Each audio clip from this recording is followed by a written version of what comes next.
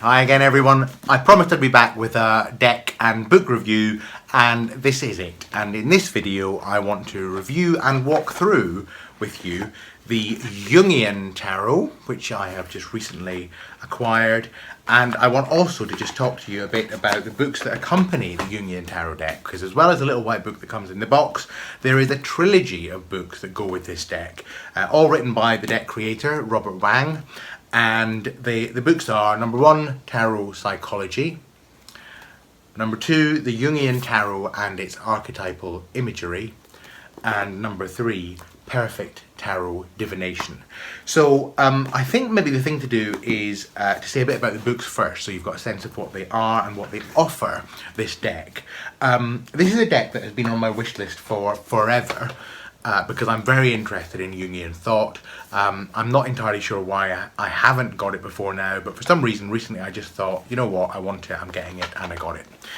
Partly I think because, as you know, many of you, I am in a depth year. It might not seem it because I'm buying 3 new books and a new deck, but my criteria for my depth year was to not buy tarot decks or books indiscriminately, but to only buy those decks and books that I really felt that I wanted to own, had a very kind of strong desire to own and to delve into in depth, hence the depth year commitment. So, and this is one of them because I think there's a lot in this deck. So, the first book, Tarot Psychology, is the one that gives an overview of all of the cards, basically, and also a bit of an overview of the concept of the Jungian Tarot. So I'm going to read you just a little bit from the introduction to this book, just so you get a sense of where Robert Wang is coming from. So he says a bit about Carl Jung, and he says, Jung emphasized the reality of the psychic life, a fact which separated him from the empirically oriented mainstream of academic psychology. He proposed that all human consciousness is linked together, that the consciousness of each person is like a small pond which trickles into the ocean of a shared collective unconscious. And really this deck is about looking at this collective unconscious. Jung himself didn't actually say very much about tarot itself, but he certainly said a lot about the kind of thing that the tarot depicts. So again, Wang goes on to say that one of the principles of the work underpinning the Jungian Tarot and Jungian thought is the content of the collective unconscious, what Jung called archetypes. These are cultural imprints, images and ideas built up by the thoughts of mankind throughout history. Over the centuries, there has developed, for example, a generalized concept of mother. This is a cross-cultural idea seen in mythologies, in fairy tales, and in world religions. The Great Mother, or Mother Earth, appears, especially in dreams, under an incalculable variety of forms.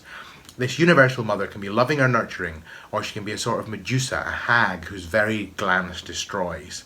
Following Jung's suggestions of a relationship between the archetypes and the tarot, the 78 paintings of the Jungian Tarot have been created as archetypal images.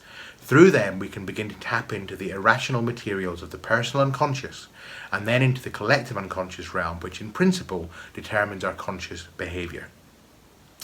And that kind of appeals to me because in my video, which I called A Dream, a Death, and the Empress of the Tarot, I talked about how I had a dream which I subsequently realised had a connection to tarot, and I'll link that below if you're interested in knowing more about that, and it relates to the concept of the archetype of mother. So I felt very strongly, and have felt very strongly, that tarot does reflect this kind of collective unconscious and archetypal realm, and so this deck is obviously about that. He goes on to say a bit more about the kind of history of Jungian thought. He talks about the way that meaning is attributed to the cards.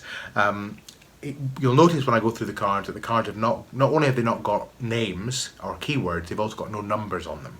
So they're all unnumbered. And he says here that the Jungian Tarot is a very flexible system, which can be used, it's a very flexible device which can be used with any system. There are no captions on the cards, either to distract in meditation or to impose a specific sequential order. And this deck is kind of recommended for meditative practice. Readers are free to apply whatever interpretive programs they may consider appropriate. However, those who choose to accept the so-called traditional interpretations should be aware that these ideas are not only of recent origin, but are frequently quite arbitrary. So he talks about the fact that the esoteric meanings and divinatory meanings that we attribute to tarot cards obviously are subsequent to the cards themselves. The images of the cards came first, and then the meanings for those images are meanings that we have over the years projected onto them. And really what he's saying here is that it's possible to step beyond the kind of accepted meanings and look at how we can project our own meanings onto the cards. He gives information about practical work with the cards, and this book contains also details of a self-study course where you take each of the 22 majors and you apply the principles of active imagination, which requires a significant commitment of time and effort, it says here. But it's really quite a comprehensive way of looking at how the cards work in your life. So that's what this book is about. Quite a thin book. A bit about Jungian thought, interpretations of the cards themselves, and a little bit about how you can use the cards in meditative practice. The thickest book in the trilogy is this one, the Jungian Tarot and its archetypal imagery, and this actually goes in more detail to how each of the cards, particularly the major cards, represent different archetypal information and images and sources, and he talks about how they relate to mythology and fairy tales and so on. So if you look, for example, just at what it says around the moon, this is the archetype of the deadly mother, and he talks about the phases of the moon. He talks about relationships to Greek thought and mythology, like Hecate and so on, and different associations there. He talks about Lilith, queen of the underworld, the terrible mother and the hero, birth and death in relation to the mother, the descent into hell, and the alchemical connections. So there's a lot in each one of the cards. It goes into a lot of information about each of the different archetypal forces that are at play. So very interesting, much more kind of in depth than the first book, but it doesn't cover the pips, and is much more about the majors, but well worth a look. And then the final one in the trilogy is called Perfect Tarot Divination, and this goes in a bit more of a technical way to the way that Kabbalah and astrology can be used to help interpret the cards. I should say that he does not follow precisely the same attributions as, for example, the Golden Dawn and some of the more traditional attributions that we might associate with the card. So, for example, whereas many of us would associate the Fool with, with the Magician with Mercury, the Magician, and that kind of Hermes Trismegistus kind of connection. In this deck, the Magician is associated with Uranus. The Fool is associated with Pluto. The High Priestess with Neptune, the Empress Venus, that's very traditional, Emperor Aries, Hierophant Taurus, the Lover Gemini, the Chariot, which often would be associated with Cancer, particularly in more kind of Golden Dawn kind of magical traditions. The Chariot here is associated with Mercury.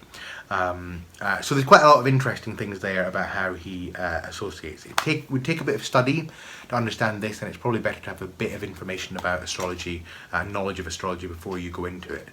He also assigns the pip cards slightly differently, but he explains in the book how he assigns them and why he assigns them and how you can use them in divination, and also says a bit about Kabbalah.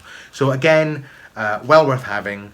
Covers all of the cards, but not so much in divinatory interpretation, more in terms of how you can interpret them using the lens of Kabbalah or astrology. So both those last books are worth getting if you're interested in going in more depth. But if you only had one, this would be the one to get.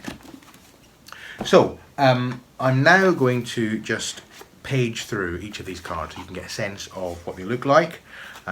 I happen to really like this deck. A lot of people are not particularly fond of the imagery. It's illustrated by Robert Wang himself, who he is an artist as well as a Jungian scholar. That's the back of the card, which I think is lovely. You'll see that each of the cards comes in the same kind of format.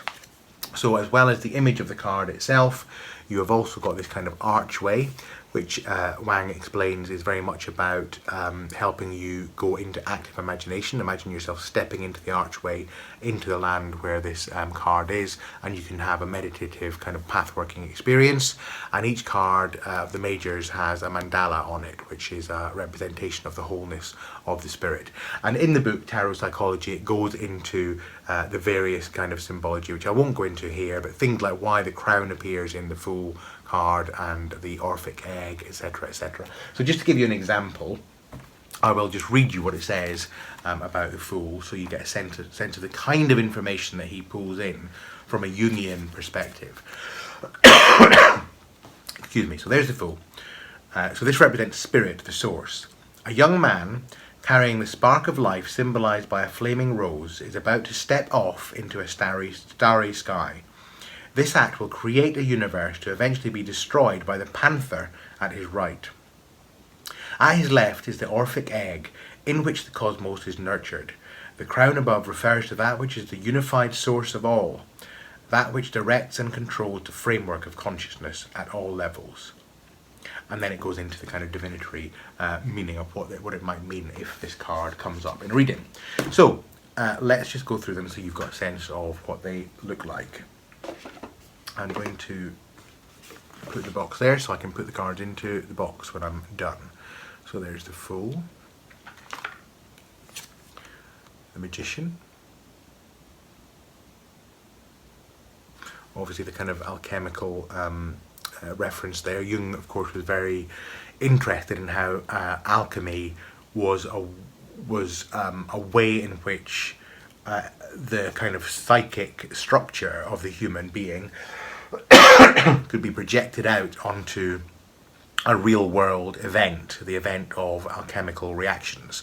And there's the alembic that the alchemists used, and the sun and moon symbolism, very alchemical symbolism. So you do see quite a lot of alchemical symbolism in this deck, as well as Kabbalistic and astrological, and the mandala and so on. There's the High Priestess, something there about the difference between the real self and the self of the persona.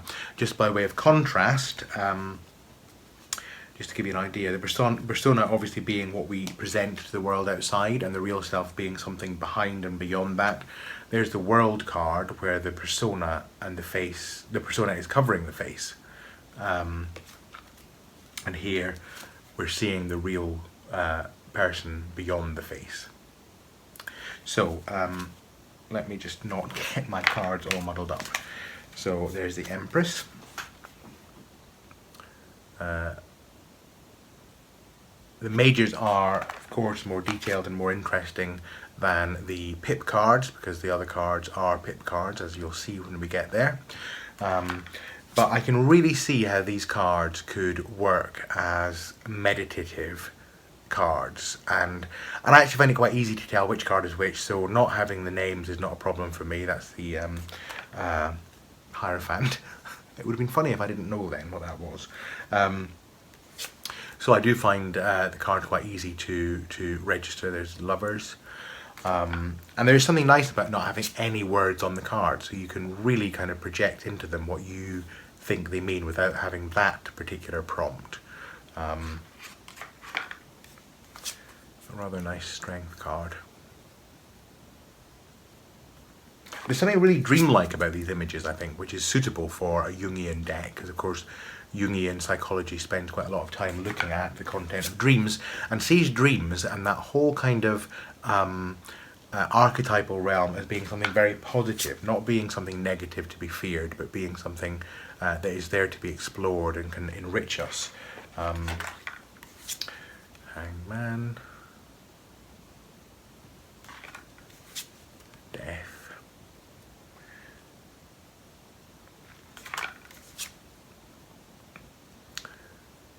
Now the Death card is interesting, a bit like the kind of if the Incredible Hulk turned into a vampire, then we'd get the Jungian Tarot Death card. Tower. So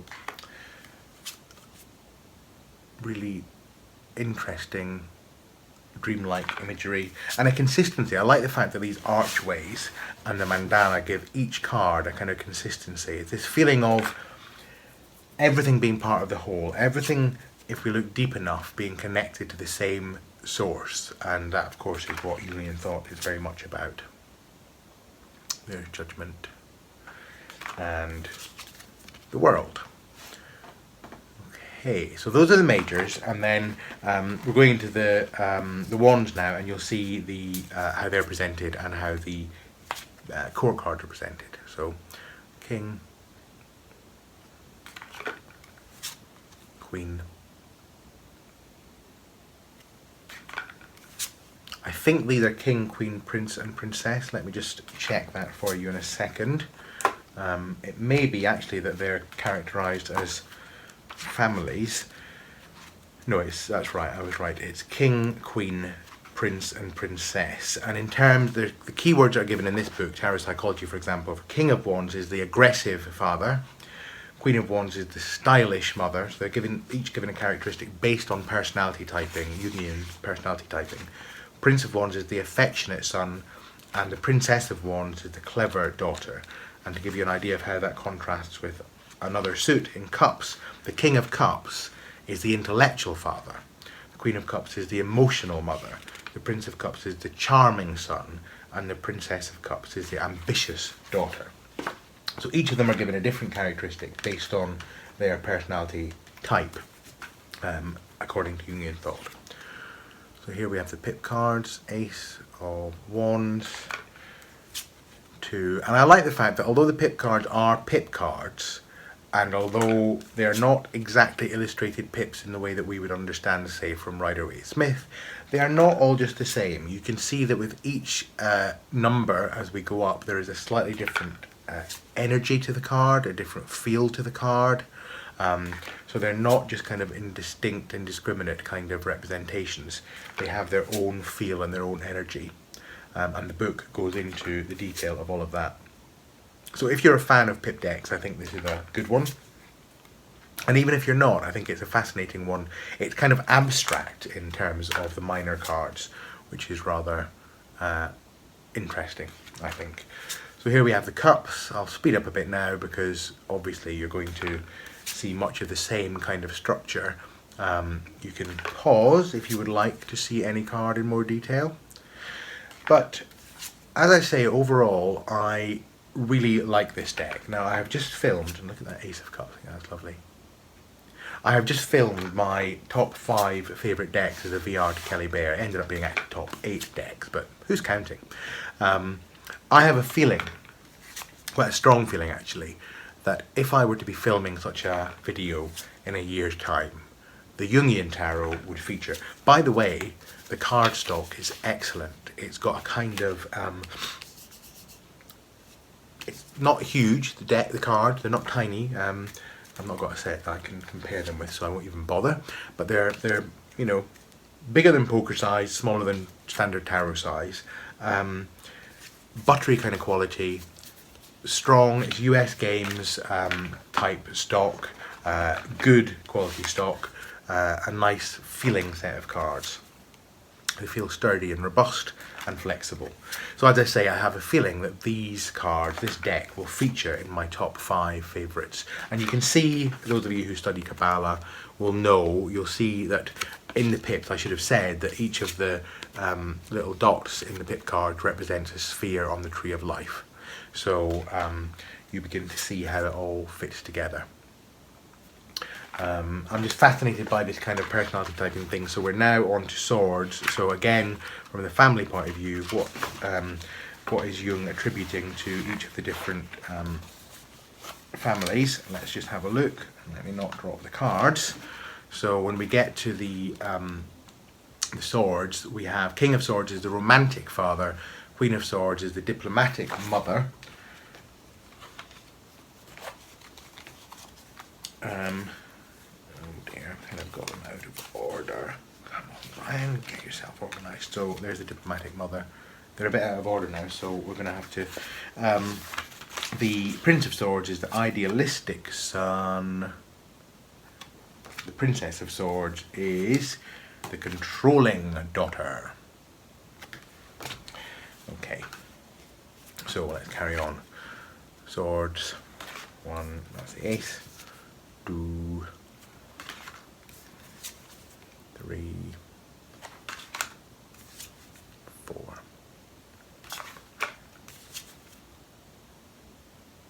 Again, the little dots representing spheres on the Kabbalistic tree of life. So if you're into Kabbalism, it's worth seeing how this deck relates to them. And Wang, of course, also wrote the book The Kabbalistic Tarot, so he's a Kabbalistic scholar as much as a tarot scholar. And we're on to the Pentacles family now, so let's just complete the family information, because I know that you're as interested as I am to know who this family is all about, or what they're all about. So the King of Pentacles is the responsible father. The Queen of the Pentacles is the secretive mother. And just so you understand a little bit about what that means and why he's come to that, the woman in this card, this is the secretive mother, the woman in this card is economical to an extreme. She is cautious about the way in which she handles money, never wanting to put out more than is absolutely necessary and always wanting to get the most value for the least cost. She is even more reserved in her interpersonal relationships, being wary about letting people into her private world.